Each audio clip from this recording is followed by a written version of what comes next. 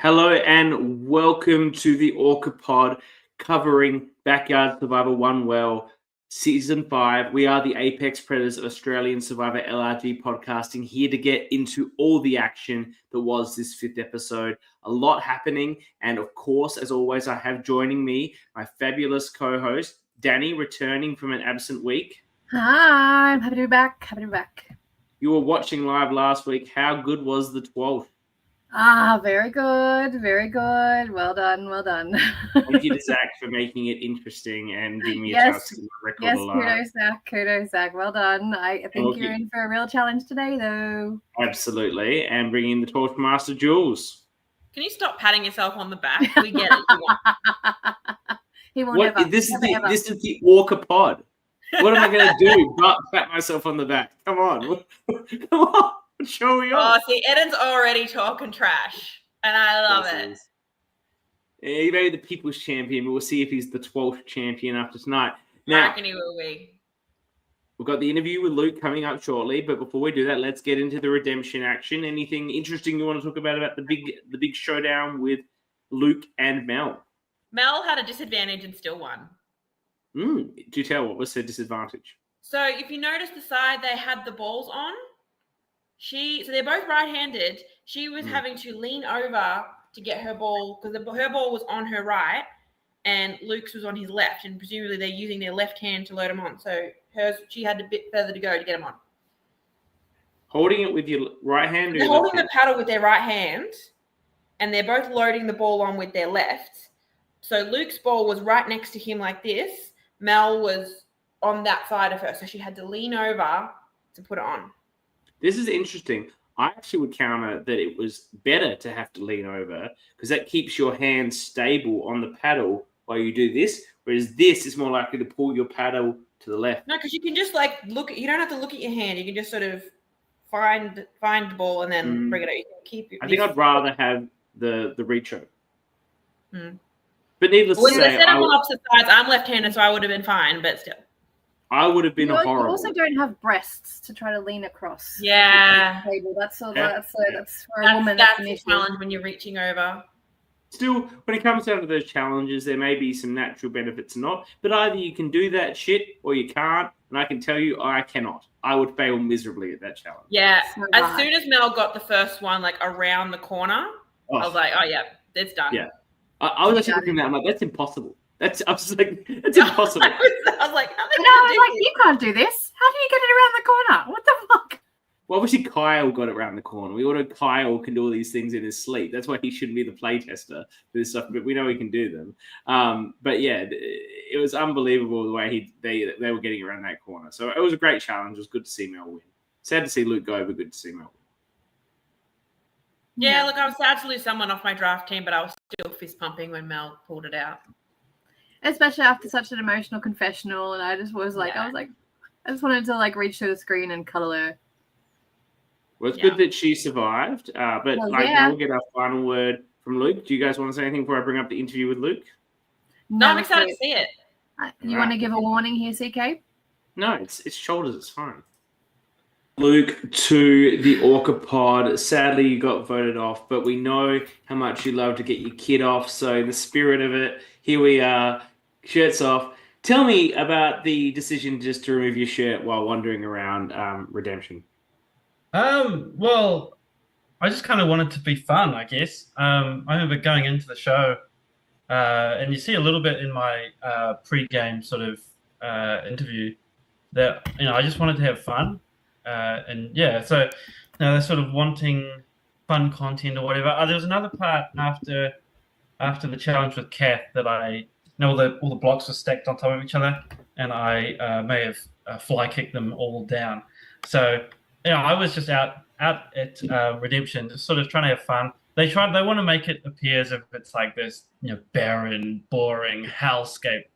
But I've never been to Perth before. I've never been to wherever we were filming. I was just like, no, let's just have as much fun as we can while we're out here. You, in your opening video, you described yourself as not smart, but I wouldn't say that's the person that I saw on the screen. You perhaps played a little too hard, but you did definitely seem to have a good read on the game. Yeah, well, look, I still don't think I'm all that bright. In fact, my name here on Zoom is Rachel because Rachel previously used it before me, and I haven't worked out how to change it yet. But no, I still don't think I'm all that bright.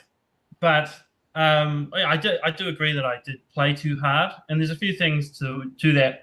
I remember before the game and in my interviews, when I was doing casting, I remember saying, oh, if I see any returning players, like I'm going to be onto them, and so I see Mal, and Canberra had only had what 2 or 3 episodes, maybe 4 episodes Yeah, released by the time that Backyard was filming. Mhm. So I had seen Mel's, pre-game interview, and she's a little bit shifty or whatever in that interview.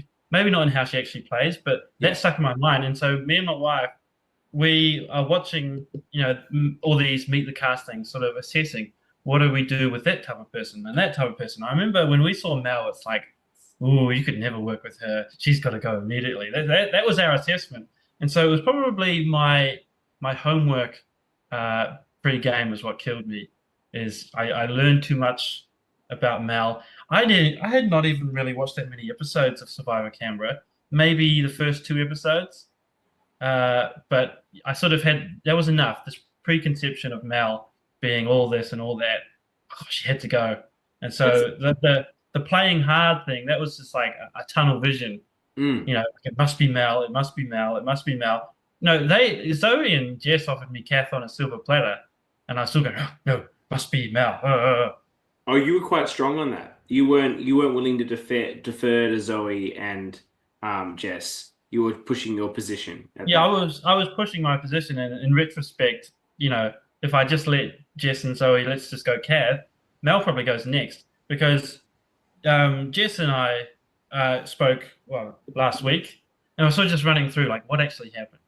And it was a lot of like, yeah, look, you were fine. We would have gone, pretty far with you, but you did too much with Kath and Mel and caused a lot of chaos, and we just couldn't go further because it was chaos. Too much chaos. Yeah, you were seeming non-flexible. Like if Yeah. you were digging in and saying this had to be the vote. But I agree with you without even speaking to these other people. If they do vote out Kath, and then you do lose another challenge, well, then maybe they are thinking that, you are going to be more of an asset in the next challenge versus Mel. Whereas when they were making that decision between Kath and Mel, I don't think the challenge was really a factor. I think they were equally matched. Yeah, look, I think Jess and Zoe and myself, we had a good vibe together. And I remember speaking to Zoe after the game, and it was like, why'd you vote me out? And she said, just couldn't.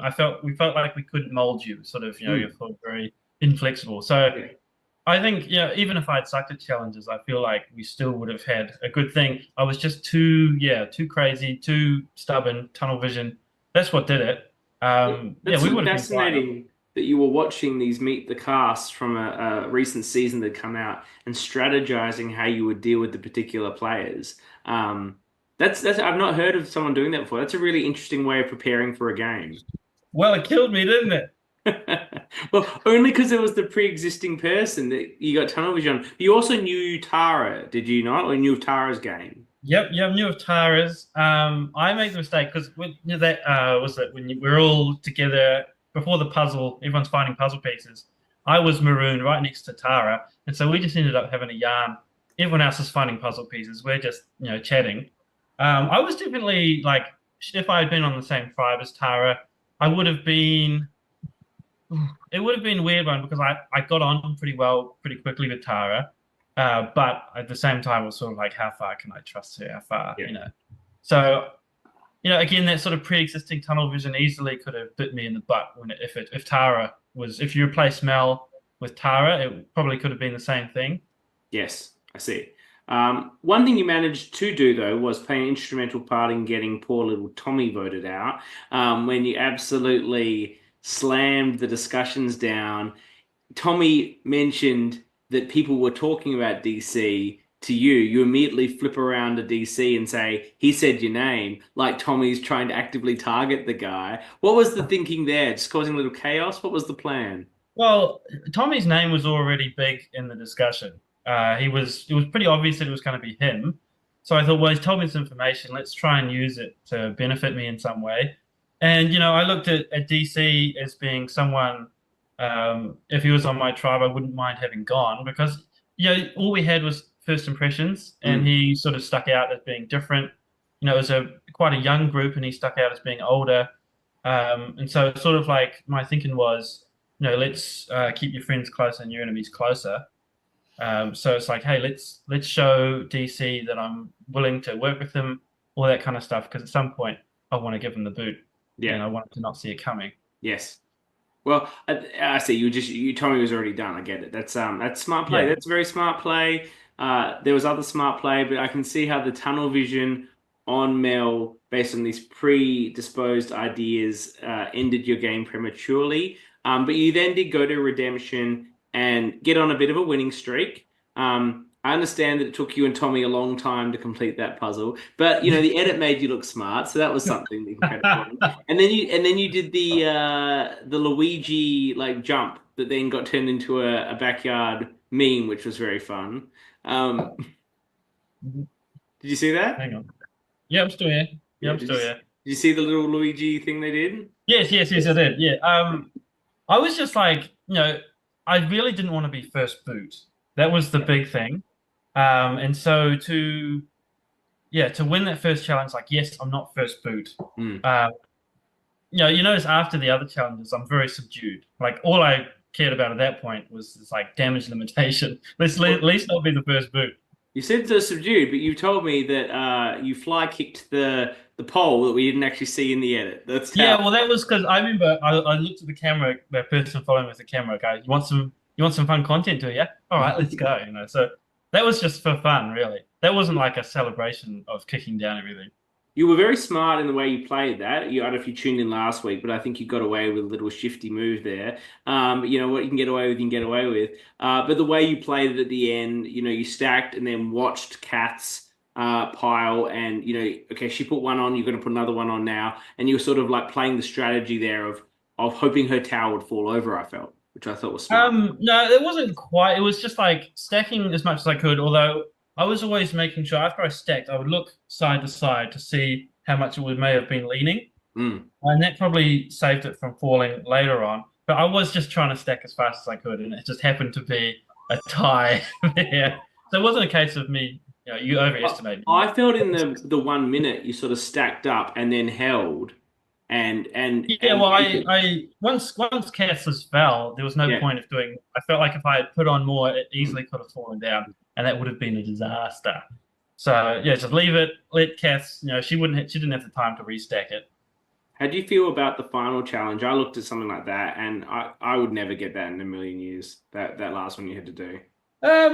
Look, I was doing okay. It just didn't sort of happen in the end. I feel like if I did it again, I could do a lot better. Did you get 2 or 3 in the end? I think it was the first 2 were easy. Yeah, the first 2 were easy. Yeah. Look, it just didn't happen. Sort of that frustration of getting that 4th one around. But Mel did well. Credit to Mel. There's no hard feelings at all there. But man, it was a lot of fun to be a redemption. Obviously, I would prefer not to be a redemption, but there's just it was all right. I was kind of nice to prove to myself that I had some sort of challenge, prowess. Well, of course, you were, when they were talking about in the very first voting out the strong men, you were looking around going, who are they talking about here? Who are actually the strong men? And then instead of, showing the guns, you were stuck out your stomach to try and make it look like you focus on this, not these. Was that okay. Again, here you are. You overestimate my strategic abilities. I was just I was pointing at myself, pointing at the time going, hey, what about me? That was my thinking. Yeah, but I'm not a strong guy. Was it Kate or Tara? I think it was Tara going, I don't really see any physical players. I'm going, hello, I'm physical. You don't want to be seen as physical. They were targeting the physical guys. Yeah, well, look, I do remember pre-game, you have all these things. I know Tony Vlachos, he always talks about, you got to be lower than people and things like this. It's lucky that I'm just naturally shorter. I'm only 5'7". Okay. So I was actually shorter than quite a few people. But I wasn't trying to sort of present myself as being this physical player. Yeah. So the tummy was sticking out a bit more than it might have.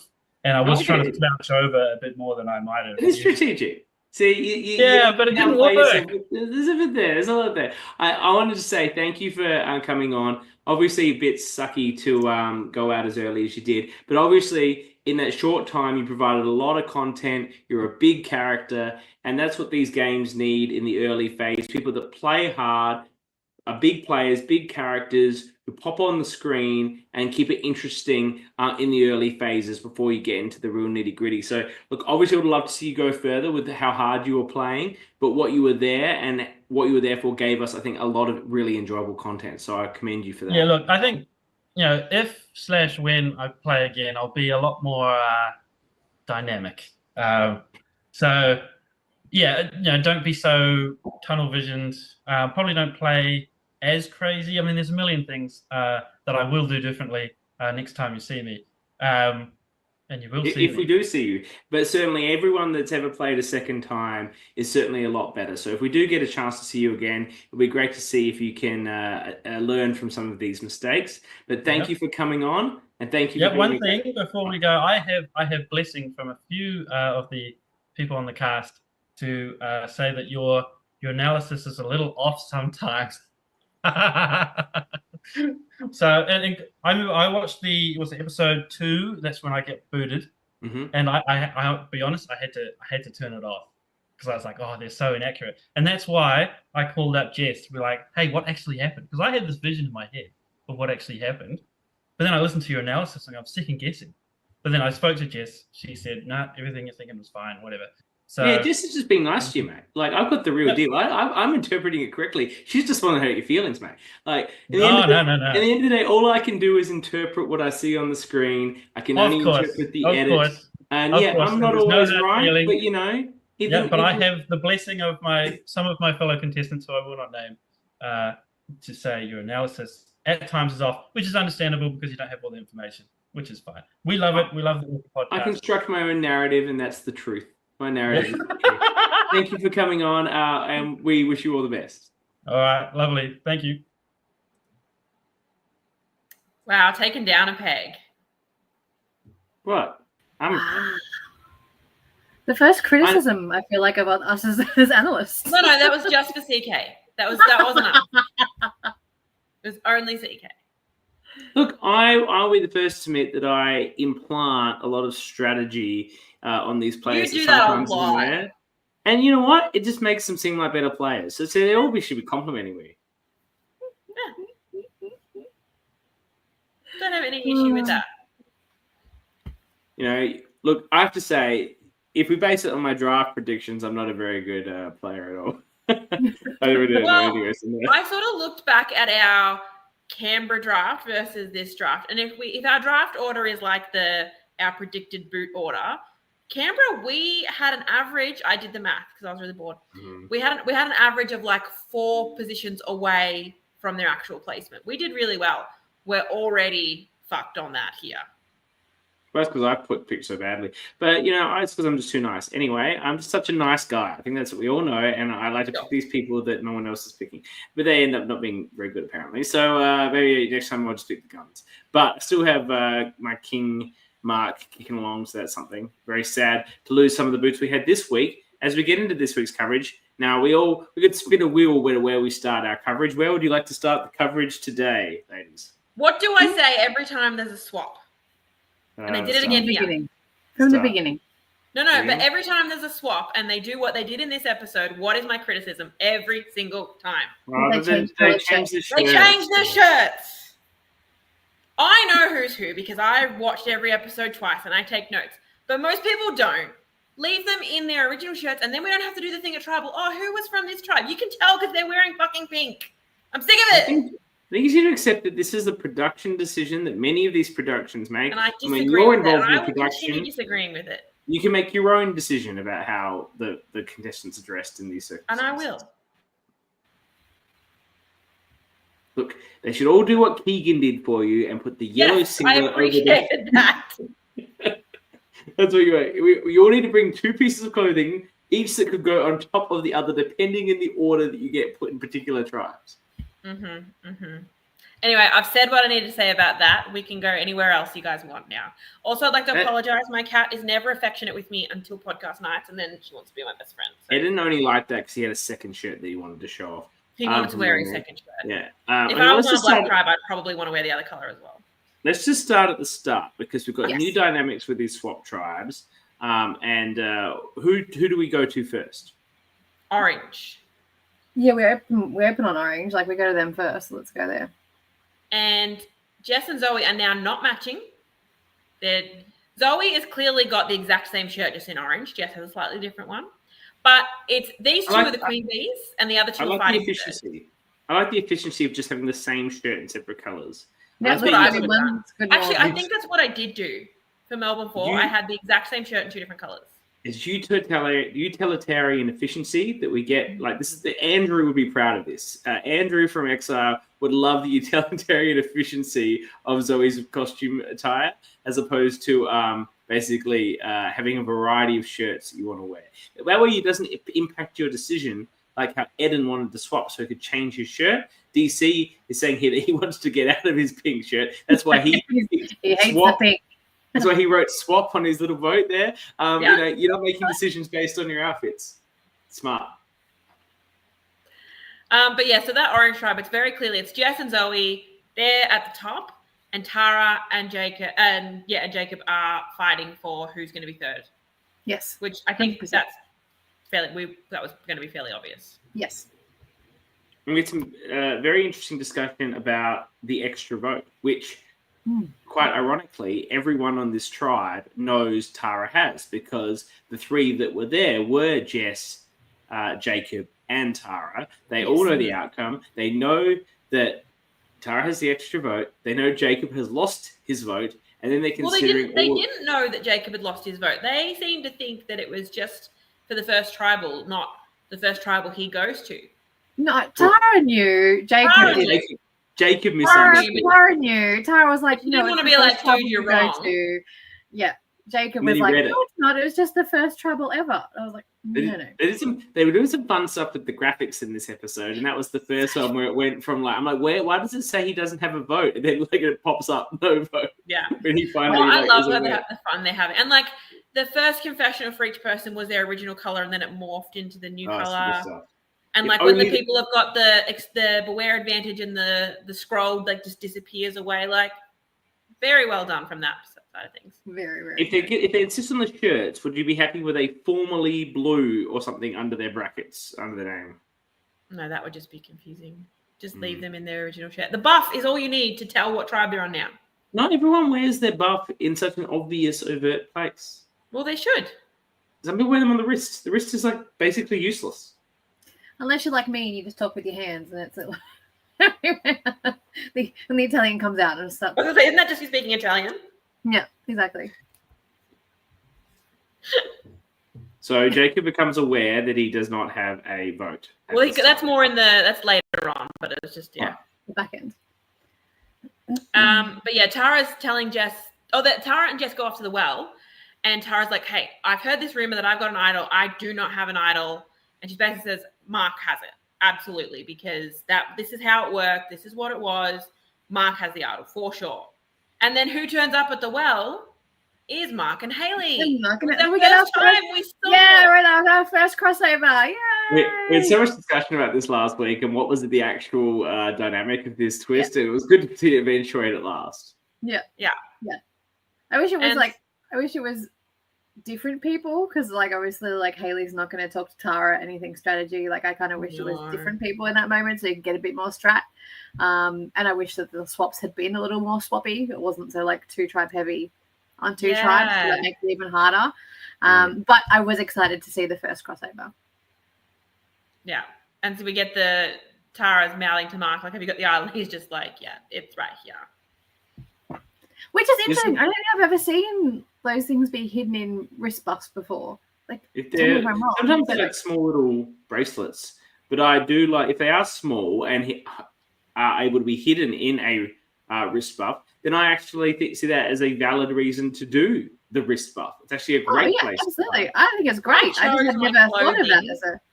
I chose my clothing based on the ability to hide stuff. I wore pants with big pockets. My rain jacket had a big ass pocket on the inside. Like I was set for having I could have had 100 idols and I would have been set. Sure, that sounds very creative, but I like more creative. I like them. It's very practical, but I like more creative stuff. I like this buff hidden idol. I like Pauline's skirt with the shorts underneath and the pockets, and of course Michael's cricket underwear where he could slip things into where the box would go. Is I probably saw that number this one. week. Yeah, I did it too in my. Nothing will ever beat Kelly's hair idol in season 39. Yeah, but I'm talking about LRG. I know, but I'm just saying that was next level. Okay, anyway, so Mark's King. Well, I want to say Tara plays this correctly because there is no value in people thinking you have an idol. You don't have when there's the possibility of split votes. Ooh, maybe I'm thinking about this in a 4-person tribe. It's not terrible. Yeah, because the split isn't so available. So maybe it's better that they think she actually has the idol. Can't really split on her and Jacob. Yes, but I think she played this. I think Tara played this flawlessly. She's not going to get the Orca this week in my mind, but I think she would get the MVP. She did the best job this episode, I think, out of anyone. She saved herself, not just for this episode, but for long term. I mean, I think there's nothing that can be done if they go back to another tribal. Jess and Zoe are sticking together 100%. But I think she's kept that option open to work with Green at the merge. Doesn't she have the extra vote? She does, but it'll still be tie. Depends how you play extra vote rules. Are you playing 47 rules? Are you playing? This was filmed pre-47. We're not getting into that again. I stand by. Yeah, Ed agrees with me. Tara gave me the chills with how good she was. Oh, she was elite, and she saved the extra vote. Yeah, could be used. Not to skip ahead too much, but I think that Zoe made the wrong call in keeping Tara. I think it was the right call for Jess, but not for Zoe. But anyway, we'll get into that. I think Mark also confirming to Tara that he has the idol because he wants to work with Tara is fascinating, and I really want to see these two together. That's what I'm looking forward to. Yes. I think it's also good that he confirmed it to her because if he denies it, she will push even harder to say, no, I'm telling you, Mark has it. With him acknowledging it, she's probably not going to push too hard. No, I completely agree. She kind of almost becomes less of a target because she's like, well, at least he was honest. Whereas when you actively know they're lying, you're just like out for blood. Yeah. Because you're like, well, there's no trust, so get wrecked. Get wrecked. Get wrecked. Get wrecked. Time travel back to the 90s and get wrecked. All right, let's see. Come on, we know I love an old school saying.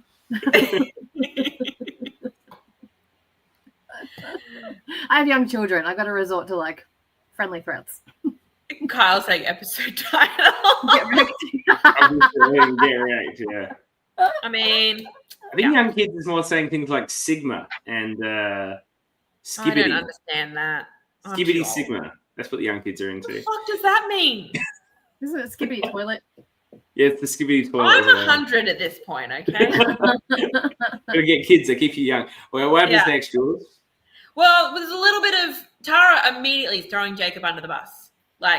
And I think there's an interesting discussion there of the oranges all voted to stay and the pinks all voted to swap. So they're like, oh, surely that means that Tara is more willing to work with her. She didn't want to stay with her tribe, whereas the oranges, they are really tight. So I think this was a really good decision for them to all stay swap and then to bring it up there. So agreed. Yeah, I really like that. That's everything that sort of happened in the orange pre the challenge. Has anyone got anyone else before the challenge? No. So then we go to pink, and I'm gonna call it out right now. My vote for Orca of the episode is gonna be Kate because of just everything she does in this episode, and it's right from the beginning. It was all completely unnecessary. It was, and that's what makes it Orca. Poor Altus, who we've discussed, is probably not the most strategic player, and that's just who he is. That's the game he wants to play. Is coming hat in hand, thinking Kate's the person that he can work with. Obviously, he wants to get his vote back, so he passes on the scroll as quickly as he can. Makes absolute sense. And the fact that she looks just completely dog him on the situation is outrageous. It's for DC and David, who she didn't even want to work with. And so we get he gives her the clue. We get this whole like hilarious montage of them not knowing which direction. And then the wrong direction leads her to the beware advantage. That's not what the clue was for. Now, I've been called by certain people that have come onto this show, as in 30 minutes ago, as having bad takes. Okay, yes, my call last week was wrong. I absolutely said there were these beware advantages in every bloody camp, and now we're in this merry-go-round of passing them with no one finding the idols. But there are 4 idols out there to be found, one already in someone's possession. Okay. Yep. I'll concede that one. But when Kate Suck on that, Luke. All right. This is going to go all season now. When CK gets things right, he is going to say, "Fuck you, Luke." Zach is saying Kate or Altus would definitely be my vote for Orca. Altus just for confronting for Kate to her face. Yeah, no, it's Kate for me. But so when she's opening the beware edge, I was yelling at my phone for her to actually open it and look at it. Yes. Assuming what it was, she was going to need to go to the challenge and hand them off. And she had an ally on either side. Like, essentially, her number 1 and number 2 have gone to different tribes. She could have been helping Tara and Takan get an idol. Takan probably knows which way north, south, east, and west is. Why do you think they were struggling so much with that? Where I am right now, I know which direction it is. But if you plot me somewhere I don't know, but I'm probably going to struggle. I can never tell you. I know the sun sets in the west, but that's sort of, I don't know. You have to be able to guess the time. How good are you at guessing the time? Terrible. Yeah, well, then you're stuffed, basically. Because if you can't guess the time, you can't work out where the sun is, and therefore, where. Yeah, I'm like so many of the girls in this, like, oh God, I think it's like if Jess you know in the where the last sun is, episode, Megan in this episode. I'm like, I don't know what way is what. Didn't DC scale some mountain? We were in a campground with heaps of trees, so we couldn't see the sky and didn't know the time. Will you go away? Didn't DC scale some sort of mountain? Of course he knows which way, like, the sun is. DC was on the summit. Yeah, I didn't watch that, but I assume that involved knowing the direction. He would have known. That's the person you give a useful factor found in on about that 2 seconds. I would know where north, south, and west is. I think it's the older you are, you have these skills. These are the skills the youth today don't have anymore. So 5 seconds ago, I was 100. Now I'm a child. Like, I just... Yeah, Megan, I agree. Directions are hard. Yeah. But yeah, look, like I said, I was screaming at my phone for her to open it. She doesn't open it until later. Oh, well. But that's really all we get from Pink at this point. Can we talk about the coach has a confessional here talking about Kate. Yes. And it's the weirdest thing. He says, Kate is the ultimate wild card because she is good at puzzles. Yeah. I was like, what? How does that sentence make sense? I mean, I'm picking on coach at this point. I know that. I can't. But I'm just like... I think the reason I don't have notes about it is because I was confused. Yeah, I literally read down. I was like... Be a bad thing, but then he's giving her compliments. But I can get that she's a wild card player, but because she's good at puzzles, that like the whole reasoning doesn't... Like 2 separate thoughts that he combined. 100% just combined, and it's confused me. Coach is dealing with a changing dynamic in his approach to the game now. Mm-hmm. When he was in the Pink tribe, and they were all the original Pink tribe, that was his team, and he was willing to lay down on his sword for them if need be. He talked about potentially them going to redemption, very honest, very upfront. Now he's all like, now it's our team of myself, Kate, and DC, and we need to annihilate this interloper Altus who's invading our team. So he does have this team mentality, but now he has an opponent for the team. Yeah. So now he's changing his style a little bit, and I think that means that if he does make it to any sort of merge, he's going to be very Pink strong, OG Pink strong, and not with any interest to flip or to change. Yeah, and I think Pinks are now going to have a massive target on their back.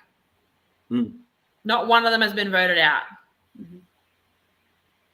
and I think we don't know. I assume we're merging next episode. Don't know for sure, but assuming that we are. How many are we down to? There's 10 there's 10 now. And then so assuming someone comes back, well, someone will come back, but assuming one person, that'll be 11. I don't know. If we're merging next, my point is there's going to be 5 Pinks and before someone comes back, 5 of the other 2 combined. So assuming they can pick up whoever comes back, I think the Pinks are fucked. I think the Pinks are going to completely fracture though. Like then they were never actually united. Oh, like, absolutely. Exactly. They're selling each other. This is literally the Philippines. Yeah. This is the season that we are watching. It's not One World, it's the Philippines. And I'm here for it because that's a better season anyway. Yeah. No one likes One World except for the winner. The question is, Jess and Zoe, which one's Malcolm, which one's Denise? We'll have to ask John. John could write you an essay on which one's Denise. Trust me. But I'm here for it. I'm here for those 2 coming in at merge and just running the game. Love it. Love it, love it. Yeah. My top pick and the People's Champion. Yeah. We want to see the People's Jess, Champion. as your top pick, that was a good pick. Let's go to the green. You say green? It's the last remaining tribe. Yeah. Yes. There's not a whole lot here other than Hayley making it very, very clear in her confessional that she's orange strong and everyone else doing it in person. Mark can barely even look to Khan in the eyes when he's talking to him. It's bad. It's like, oh yeah, what was the dynamic on your tribe? It's sort of interesting that Mark's doing that because Mark is a very good liar, as we know. So why is he feeling the need to, not look to Khan in the eyes when he makes these? Well, he goes from that to very intense eye contact. So he goes from one extreme to the other. So I think he was not meaning to get like what you're doing right now. I thought Hayley was with the eye contact this time. She was kind of like, "How willing are you to flip?"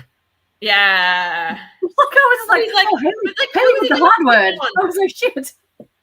I think to Khan's I'd be so intimidated in that situation. Like, yeah, sure, I'll flip. Yeah, of course I would flip. He knows he's done. He knows he's done if they don't go to if they go to tribal council. His whole confessionals here was just I just saw Maddie P on my screen. I was just like, yes, it was just Maddie P energy all over the place. I was just like, I've already compared them before. I know this, but this whole confessional sequence, I was just like, it was Maddie P incarnate. Yeah, no, pre-season I was comparing him to Sam Green. It was the wrong Sydney cast member. Maddie P. Yeah. And just like Maddie P, he's going to be in a lot of trouble in the merge because everyone's going, oh, Khan's so nice. Like everyone want to vote for him at the end. They'll keep him around and then they'll get to like final 6, final 7. They'll be like, shit, he needs to go. The difference between him and Maddie P is Maddie P had been involved in a lot of the gameplay as well. So he was not just a very nice person, but also had the strategic kind of resume. Resume to back it up. Khan to date has not really done anything. And that's not his fault. His tribe never went to tribal council. He's the only person who's only been to one tribal council. Yeah. Oh, no, the rest of his tribe, his new tribe, none of them have been. Sorry, yes.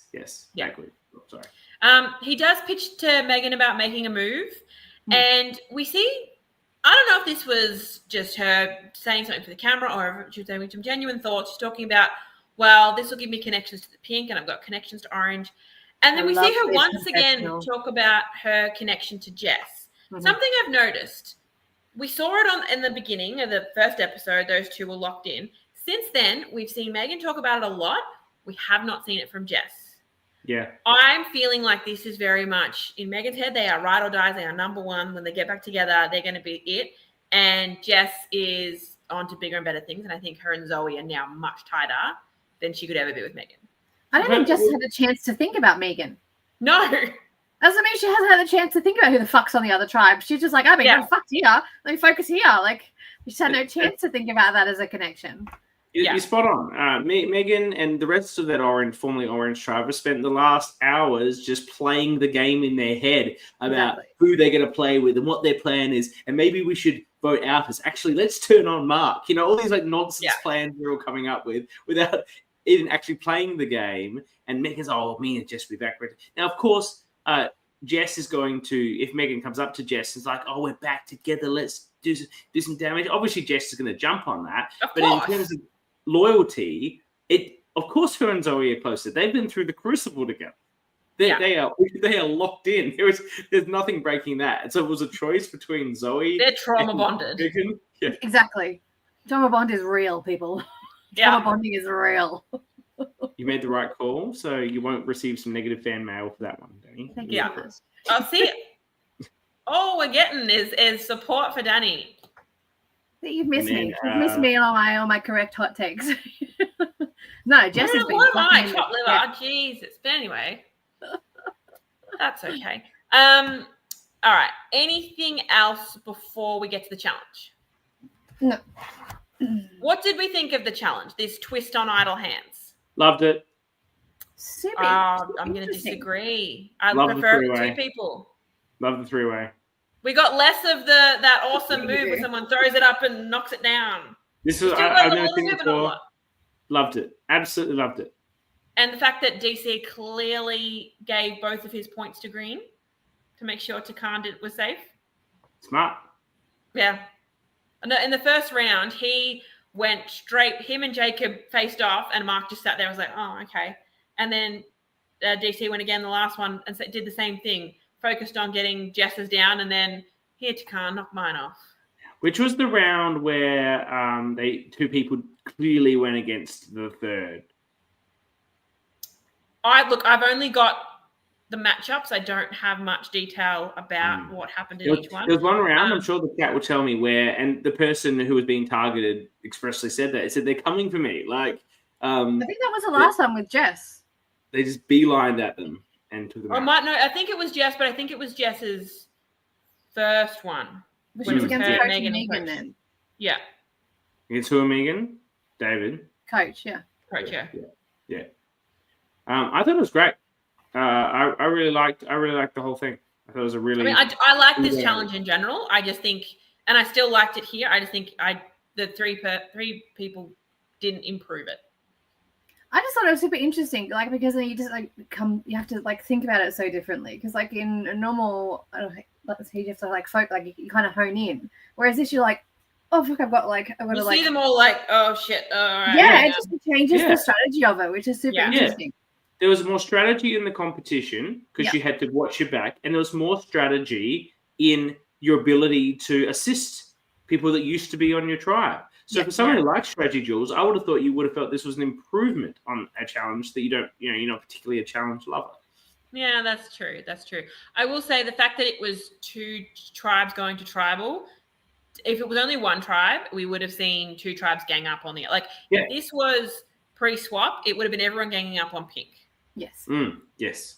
No, it was perfect. And so the fact that you can't just have there's one person that wins each round. I think it was very interesting. Once again, production made a fantastic decision to change up a traditional challenge at the perfect time to get the perfect outcomes and make it really interesting and enhance the game. 100%. Yeah. But so ultimately we get Green winning, which I think that and DC said in his confessional later that he was happy about it, but to me he definitely threw both of his points to Green.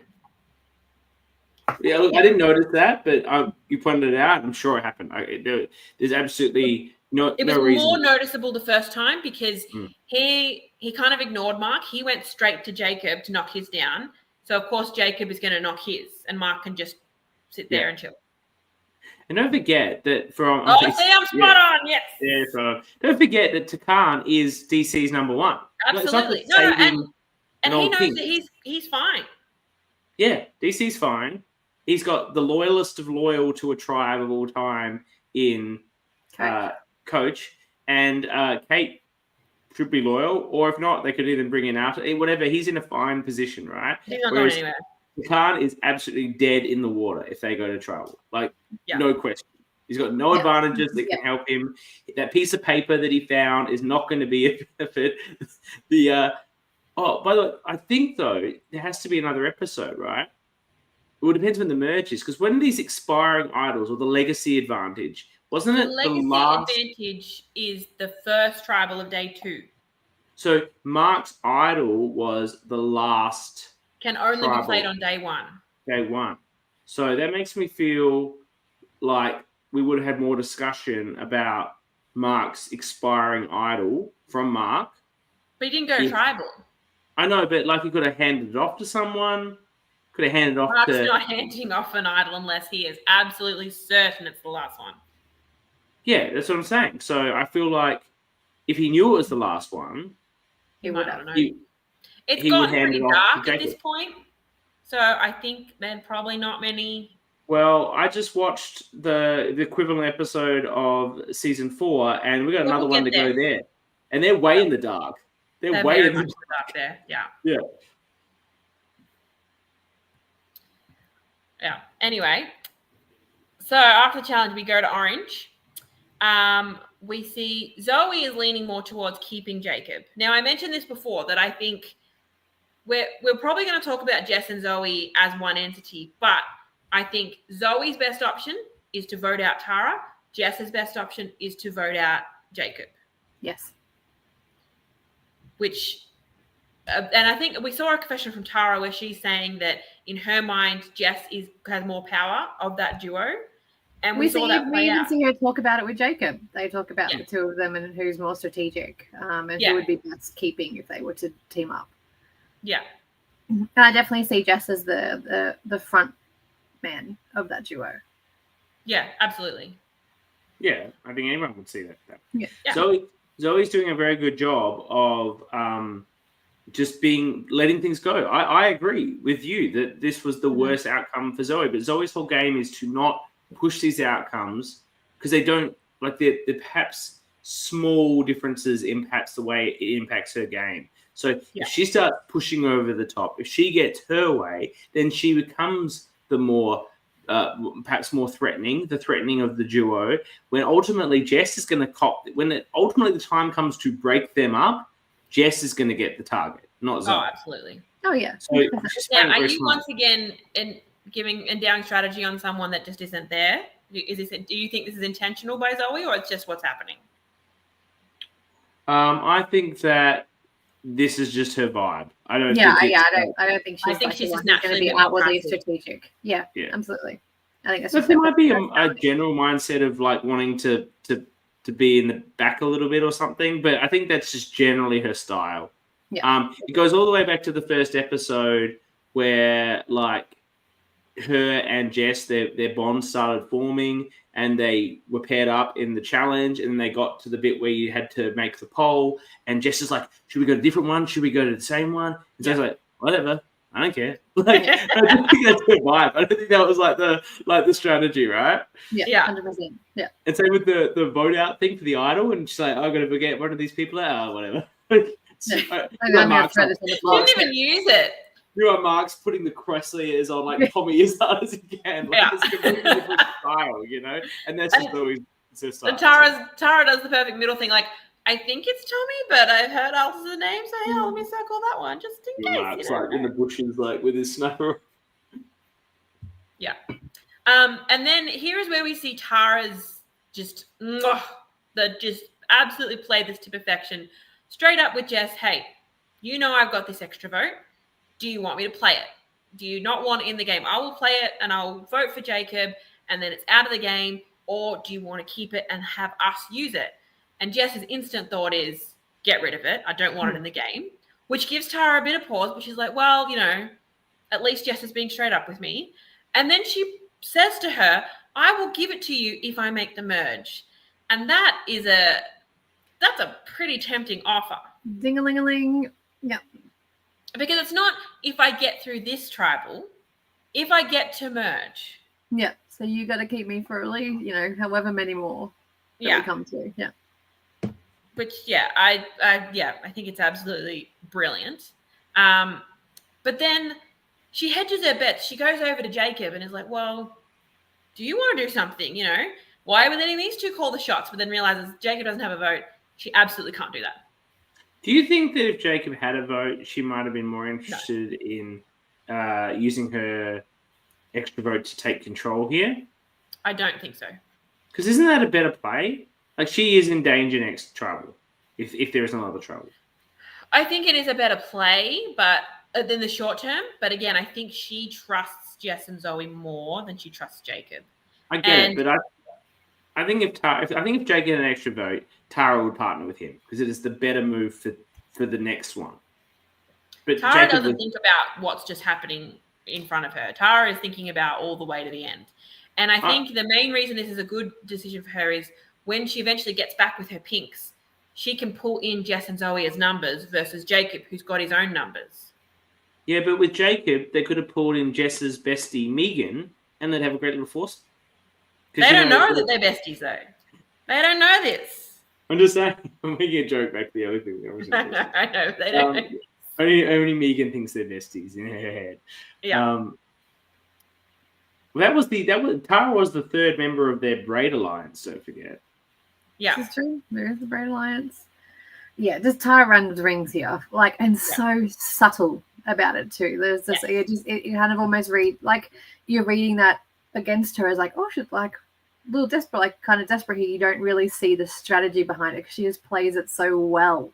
Like it's just like bravo, well done. And just her choice of language is also like, would you feel more comfortable? Yeah, what would you like to do? Like but it's not even as it's more subtle than that by saying what would make you like, would you feel more comfortable? So it's like, I'm not just going to do what you tell me to do, but I want you to be happy. So it's not desperate. It's just Yeah, I think. Jess says I wouldn't say it's subtle. Lol, she was scary good. All right, well.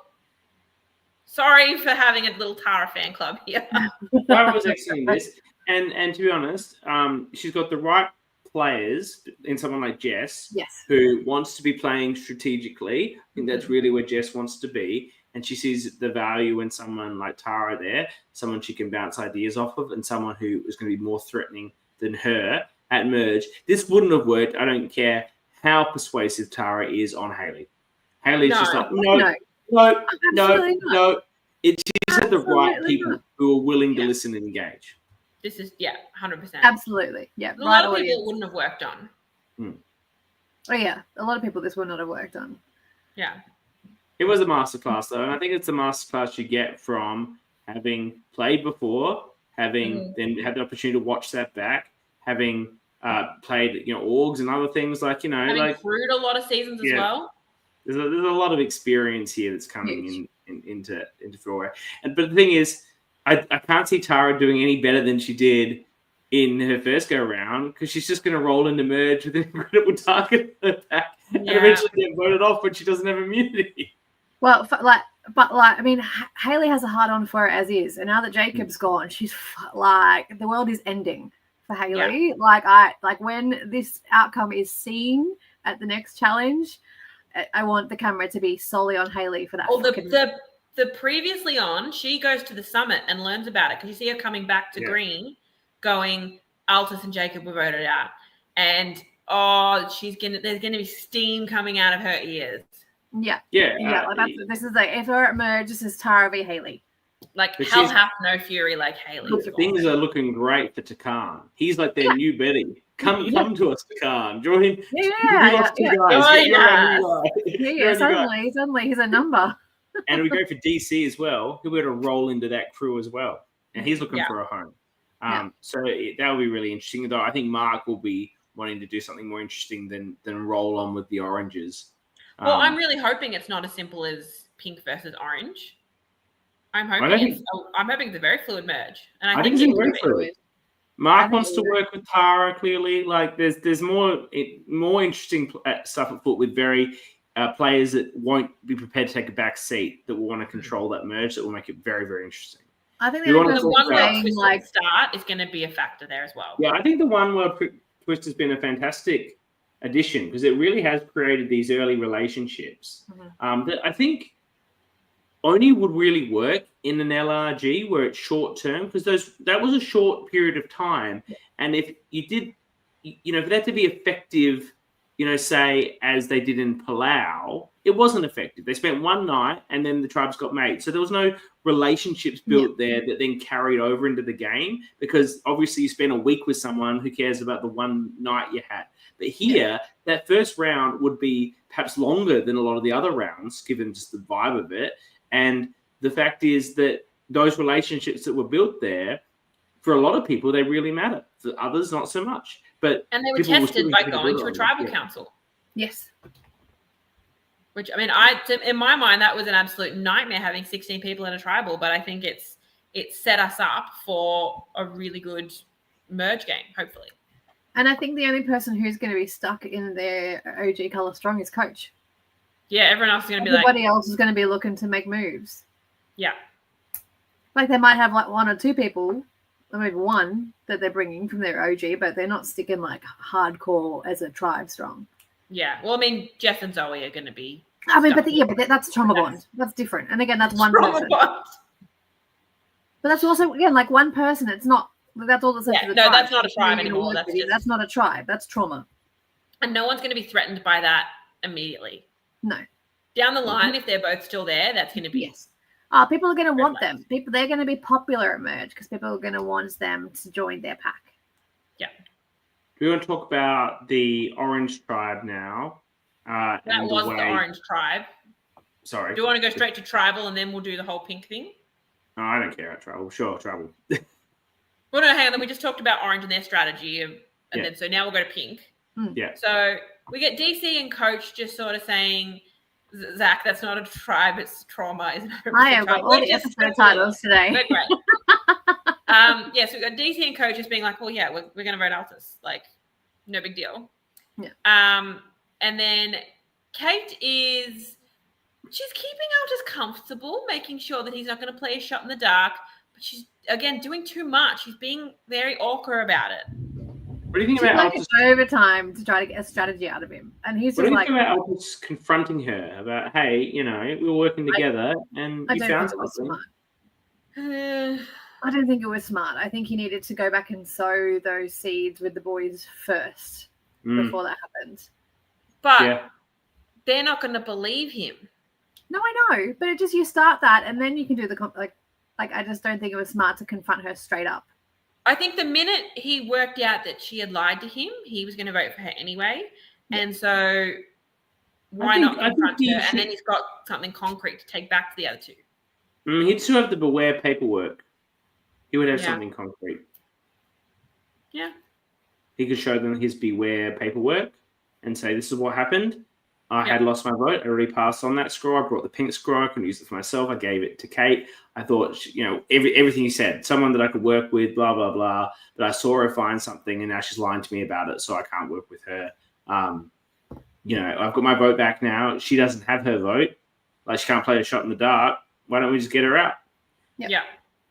I just don't think that Coach, I think DC might have considered it, but I can't see Coach. He got very opinion. I think DC pink versus the world at that point. I think Coach would have done whatever DC wanted, though. You feel he's played a very strong loyalty game. I don't think he's. But also, Kate with no vote, it doesn't really matter. DC and Altus, 2 votes is enough. True. But yeah, so we get Kate actually opening her beware advantage and being like, oh, well, shit. So she goes to the well and is basically just waiting there. Tara, she's like, Tara. She's calling out. Yeah, because Coach Hero is like, all right, come, hello. Let's go, Tara. And of course, the green person that comes along is not in fact Takan. DC, you have to look at every option available to you. You do. That is absolutely correct. So that tells me that he was thinking about what I said. He was thinking about. Oh, he definitely was thinking about it. I also think if he was there with someone who's not Coach, he may have been more inclined. He was there with Takan? Potentially, yeah. Yeah. Because they were already looking to break up the girls at that point. Yeah. But yeah, so I think in an ideal world, Kate would have passed it off to Takan, but of course it's Megan that comes up, and we get the same thing of her being like, I don't know which way north and south is, so this is useless to me. But yeah, she just wants I hate for Megan that Mark was there at that point. I was just like, oh, fuck, he doesn't have all the goddamn advantages and idols at this point. Like, his knowledge is so powerful at this point in the game between what he has and what he knows. I was like, fuck. Yeah. In retrospect, I think the north-south thing is probably a bit of a production mistake. It's rough. Do you want people to find these idols or not? Like, people may not be able to work this out, right? Like, and by the time she passes it off, the sun is down. Yeah, why not 10 paces when you use the North Star? Why not 10 paces from the tribe flag with the logo behind your back? Yeah, or what something that's clearly definitive. Or even like having on the map that way's north, so they can look at it and go, yeah, like from under the clue from the tribe, this way's north, Yeah, I think at least pace it out. Like, oh, okay, well, shift that's north, based off the map. Well, so you have such little time at camp to go searching for these things, to be messing around with these sort of complex instructions makes it very difficult for anyone to find it. Kyle, if only we gave them all instructions to travel north at the very first challenge. Kyle, I think so sassy. Okay, so the point is that where they came from is south. If they can remember that, they're not going to remember that.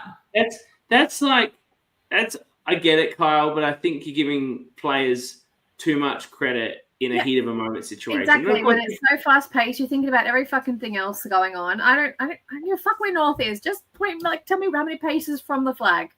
Yeah, I think you're better off with here's a distinctive thing at your camp. Yes. Here's where the idol is. It's a production choice. Do you want people to have idols that make Survivor interesting, or do you want people to be able to show how good they are at treasure hunts? Like, I mean, it's making for good fun watching them do it, like with all because production are making them look real stupid. I feel like this is an advantage-heavy season, so I'd like to see more idols in play. On a non-advantage-heavy season, I would probably be like, whatever. But there's a lot of things going around with extra votes, lost votes. I would like to see some more idols. This merge is gonna be fucking crazy. We've seen like crazy shit happen at merge, like RIP myself. This is gonna be even crazier. But presently there are no idols. There's one, but it's not going to be good at merge.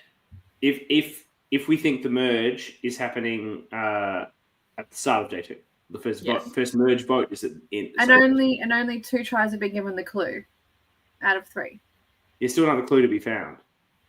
Yes. Well, because Kate will be passing off the orange one next episode, presumably. Yes. Yes, but the beware advantage on the green tribe hasn't been found. God, those girls weren't looking for shit. No, no time. They did not have time to look for anything. To be fair, the pink one only got found by mistake. Yeah. So if we're assuming that there was one on each and each had 2, so each tribe has an idol that has 2 clues that lead to the same idol. If the beware advantages were found earlier, that would have been very interesting to have potentially 2 people on a tribe with a clue to an idol, probably not knowing that the other person has one.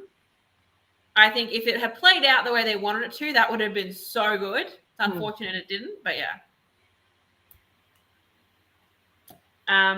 But yeah, so where was I up to with Kate? Oh, she was told that she was going to be able to pass orange on the way into tribal, and so thought she was going to be able to hand it off there. Now, she didn't, but she goes back and says, I've got my vote back. We're all good. I think this was probably the right call to at least – I would have pulled the boys aside and been like, I don't have it back, but I've asked production and they've said you'll have a chance to give it to orange at tribal. So I'll have my vote, yeah. Yeah, and so that way when she doesn't have her vote later, they're not surprised by it. She'll be like, I didn't get a chance to pass it off. But she'll get it. I don't really get it. She'll get a chance to hand it off before she goes to a tribal again. But the fact that she's told them she's got her vote back. She came back from the world and said, I handed them both off. Oh, yeah. But that's what looks bad. But then we also like... Because then she didn't vote, right? Correct. Well, I mean, they only pulled out 3. So she lied to them. They didn't pull out a no vote. But then next time on, she confesses to it. She was like, yeah. And we see Coach being like, oh, my trust in her has gone down. 25%. Yeah, but it's sort of like you get why she did it. You know, like I said, if I was her, I think she needed to pull Coach and DC aside, not Altus, and just be like, hey, I've asked, this is when I'm going to get a chance to hand it off, so I should have my vote back by the time. And that way, when her no vote, when it's revealed that she didn't have a vote, they're not surprised by it. She hasn't lied to them. I think the problem is that she didn't want DC and Coach to know she didn't have a vote. I think she was worried. But at least this way, they think she will have a vote.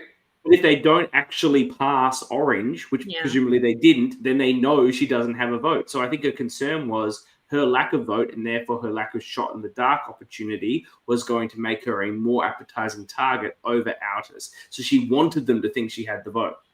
I don't think that DC and Coach are a pair that are going to scramble at Tribal Council. I think they've gone into Tribal Council with a set plan. I think DC could scramble with another player. I don't think he's going to scramble with Coach because Coach can't be so easily convinced.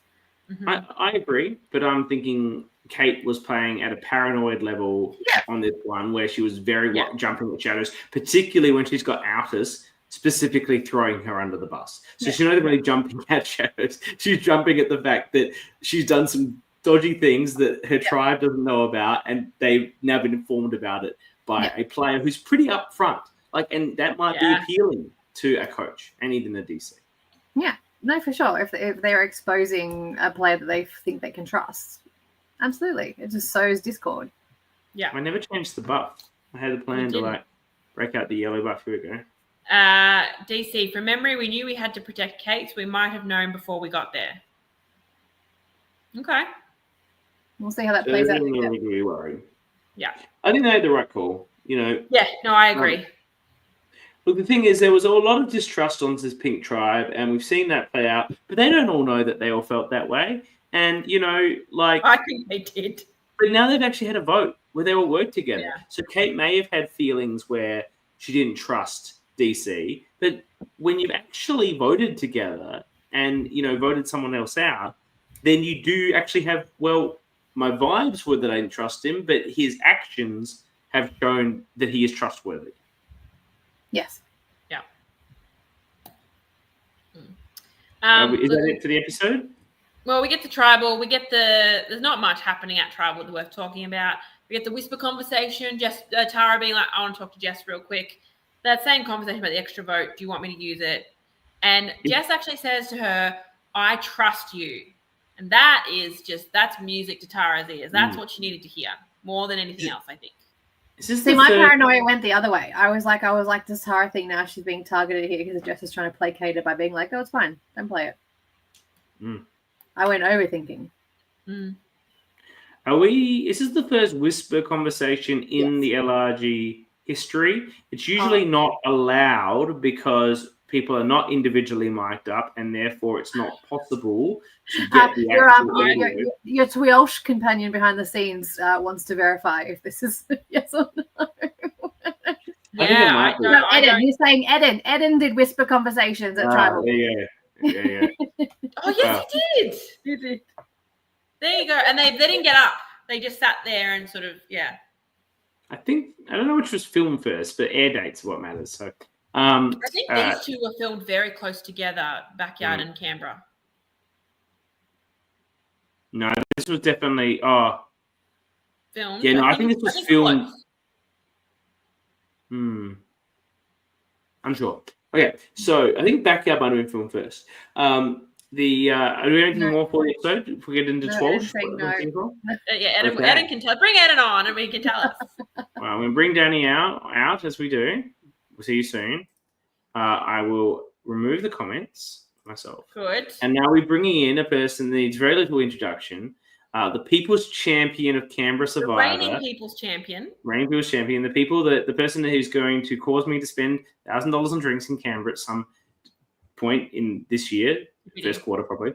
And of course, someone who knows probably, I think more than you and I about these seasons, despite our coverage over the last year.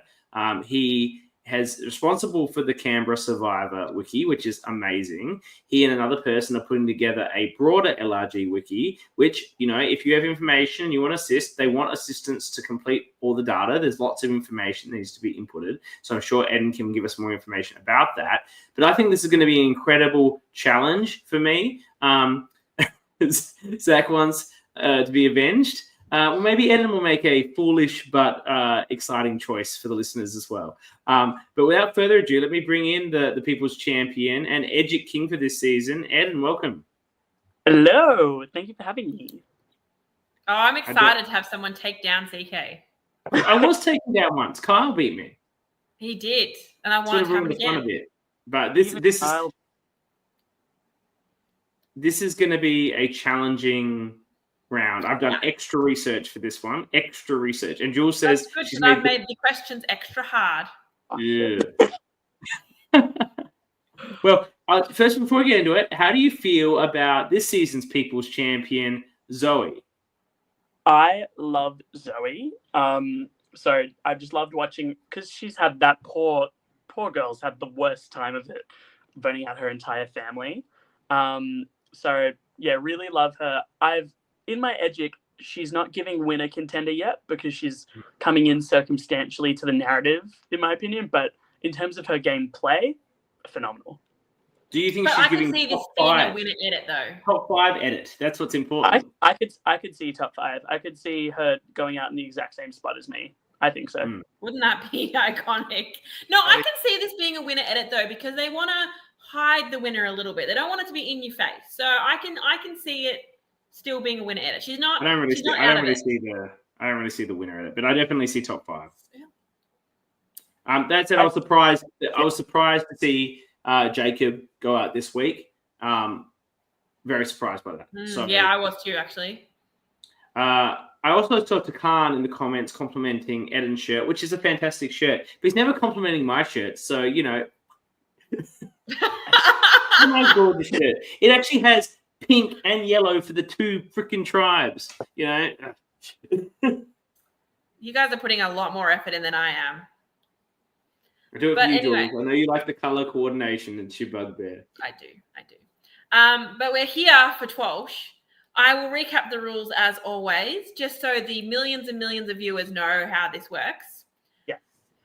So we will have 6 questions. Eden will choose basically all the questions. We're going to have 1 question from episode 5 of Backyards 1, 2, 3, and 4. Then another season of Eden's choice, and then finally a season that will be decided by a wheel. You'll be asked the question straight up. You have the chance to answer it without hearing multiple choice. If you get it right, you get 2 points. If you get it wrong, your opponent can steal and get 1 point, but they don't get multiple choice. If you choose to hear the multiple choice options, you will get 1 point and your opponent cannot steal. I think I got it all in there. But Eden, what season of Backyard would you like first? Let's start with Backyard 4. Backyard 4. All right, I will say, episode 5, there seemed to be a bit of a theme. There were a lot of idols played in episode 5. I've got notes here. There was an idol played in Backyard 1. There was 3 in Backyard 2, 1 in Backyard 3, 1 in Brisbane, 1 in Sydney, and a safety without power. That's 7 idols and a safety without power, all in episode 5. So I just enjoyed that. I was watching it. All right, Eden, Backyard 4. So there were 2 redemption challenges this episode. The first redemption challenge of the episode had to be stopped and altered before players could continue. Why was this? I'm going to need the options. Okay. Did they run out of something? Someone was injured? It was taking too long, or there was a production mistake?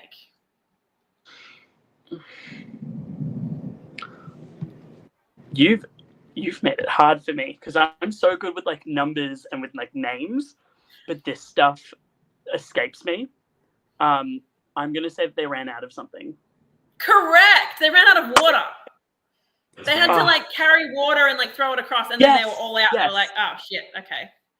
Yeah. There's actually a funny moment for Julie there because they're like, Ken had done the most, so we'll have 2 minutes and then 1 minute, and then Julie, you hadn't done so well, so you can be 5 minutes behind. Because and she's like, short, and she was having to like throw a bucket of water over. And she's like, can we get this measured, please? Like, this random 5 minutes allocating me. So that was the end of the water challenges in Backyard. Yeah, that's fair. Cool. All right, Eden, what season would you like CK to answer first? He can do Backyard 1. Backyard 1. There was a lot in this episode of Backyard. There was an idol play, and there was a 2-2-1-1 vote, which was exciting. But that's not what the question's about. So the challenge was the same challenge we saw here. It was idle hands. During the challenge, who was hit on the head by their own idol?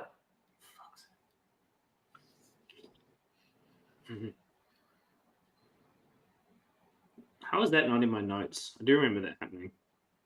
You know what? I'm going to take the options as well. Okay. The shameful options. Was it Calvin, David, Rem, or Tyrone?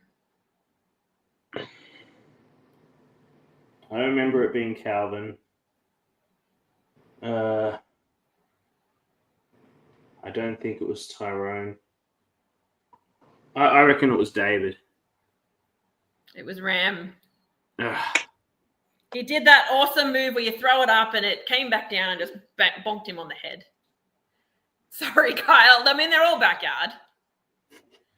Eden, would you like 2 or 3? I would love to have 3. 3. Okay. So after Zach's gallant performance last week, I had to make a question about him. At Tribal Council, Zach played a hidden immunity idol. How many votes did he negate with it? 0. That is That's correct. an easy question. That was I didn't. Not all of them were harder this week. That's easy as. All right. He So was CK so, he was so Backyard- delighted with his idol play, and he's looking around, and they are not bothered by it at all. He's like, No. All right, CK. So Backyard 2. This was the merge episode. Tribal Council had 3 idols played, resulting in a 0-vote Tribal Council. One of those idols was found due to a clue hidden at the merge feast. Who found the clue? Jay. Correct. It was in the chocolate straw thing. Little, yeah. Yeah.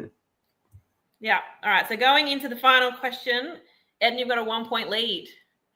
Which season would you like your next question from? I think we know. I'll go Canberra versus the World. I knew you would pick that. So I've got a little bit of something different. First of all, this was the first episode that I was away for, so I have no notes. So that made it harder for me. But I've got something a little bit special. I've got some options here. Oh. So you're going to have a choice. I've got a question where, I don't know how to describe this. So I've got a normal question that's got multiple choice options and everything. You can choose to hear that if you don't want to do the first part. The first part, though, no multiple choice and no option for CK to steal. But I will give you 2 points right now if you can recreate the iconic man-hating conversation between Orca of the season and the winner of the season that was later recreated on this show. Doesn't have to be verbatim, but has to be pretty close. I'll try. It's not going to be. I've watched this episode like 4 times. It's not going to be. I'll tell you if you choose to go for it, you can't hear the question after that. Oh, I can't answer the question after the other option. Oh, I just want to one. Yeah. Okay. I'm happy to go for it, even if I don't do it so well, to make it more interesting without getting multiple choice. I don't mind this either, because if he beats me on this, I'm just not going to count it as a real win. So either way, we're good to go. This is hard. This is a big thing that he's got to do. Yeah, but I don't know how hard you're going to judge this. If you say he has to have it word for word, sure. But if you're just vaguely... There's certain points that I'm specifically looking for. Either way, I'm cool. I remember Bethany, talking about her flight, and she's like, I'm sick of men. I'm sick of them sitting next to me on the plane and spreading their legs. And and then Loz is like, I've been in a male-dominated field all my life, and I've had men belittle me and bully me and intimidate me. And I'm sick of it too. That's kind of all I got. I would like to say you didn't get that because you didn't mention the bit about Loz having men tell her how to do her hair. I didn't mention her. Which was, I thought, the most iconic point. Because what the fuck do men know about how women should do their hair?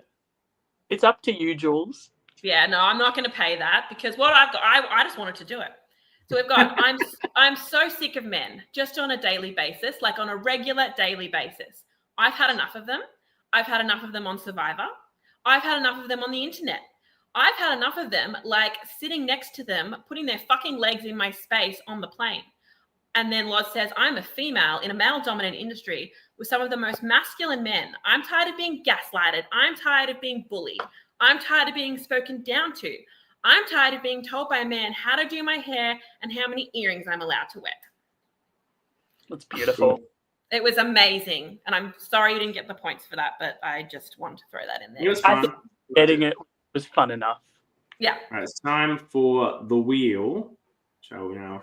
Sorry, give me 1 second. So if I get this question right, I win. Is that the deal? If you get it right without multiple choice, you win. If you get it right with multiple choice, it's a tie. And you were 1 point ahead going into this. Yeah, I'm on. Oh, okay. Yeah.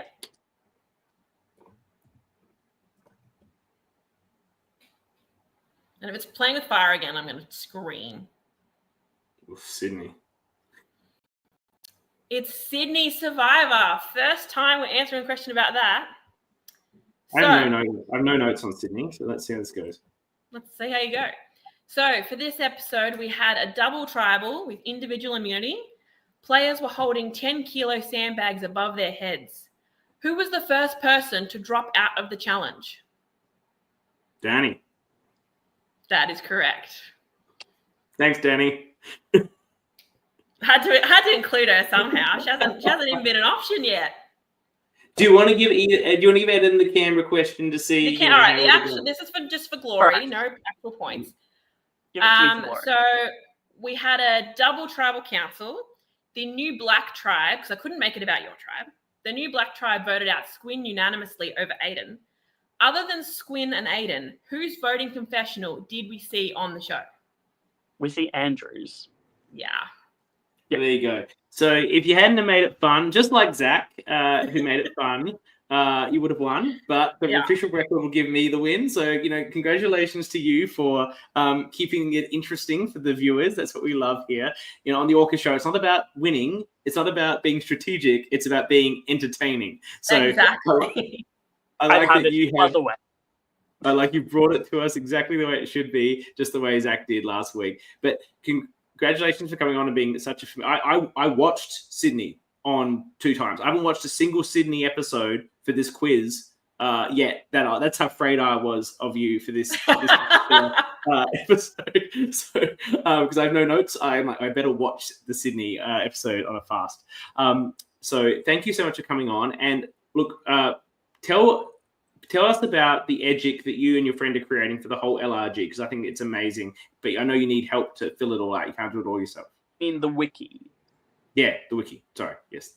So my friend, shout out Jaden Osborne. My friend and I, we've created this wiki of all the seasons. It's got all the LRGs, the Australian ones. So Brisbane, Backyard, Sydney, Canberra, and Melbourne. And it's just got information from every season. At the moment, most of it is very basic. It's just, maybe the voting table and the season table, but we've got the ability for anyone to go there and add the information, maybe for your player profile. And if you're not sure how to do it, you can look at the Canberra stuff, because I've done everything for Canberra. But you can also message me or message Jaden, and we'll be happy to help. Just please feel free to go onto the ALRG wiki and add everything. It's just nice to have a chronicle of everything. And then, for future players, if they ever want to look up and see, what was on this season, but they don't want to scroll to a specific point in a specific episode, information's right there.